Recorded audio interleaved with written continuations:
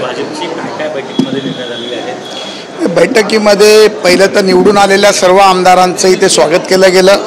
मुंबईमध्ये सर्वात जास्त मतदान हे भारतीय जनता पार्टीला झालं, त्याबद्दल मुंबईचे सन्माननीय अध्यक्ष आशिष शेलारांचं आम्ही स्वागत सगळ्यांनी केलं।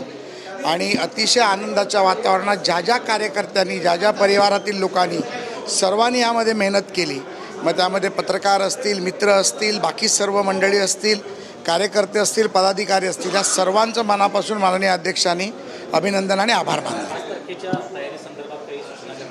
तयारीच्या बाबतीत माननीय अध्यक्षांनी सूचना अशा केल्या आहेत की जेव्हा कधी तारीख निश्चित होईल त्यावेळेला त्या तारखेला मुंबईतून जास्तीत जास्त पदाधिकारी कार्यकर्ते ज्यांनी या निवडणुकीमध्ये विजय प्राप्त करण्यासाठी श्रम घेतले त्या सर्व कार्यकर्त्यांना, पदाधिकाऱ्यांना, जनतेला, मित्रांना, मोदीजींना मानणाऱ्या लोकांना आपण या कार्यक्रमाला बोलवलं पाहिजे हा निर्णय झाला।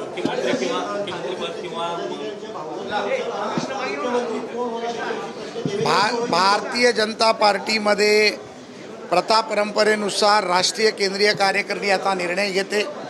माननीय एकनाथ शिंदे, माननीय अजितदादा, माननीय देवेंद्रजी तिघे मिळून जो निर्णय दिल्लीला देतील आणि दिल्लीकडनं जे नाव निश्चित होईल तोच मुख्यमंत्री या प्रदेशाचा बनेल।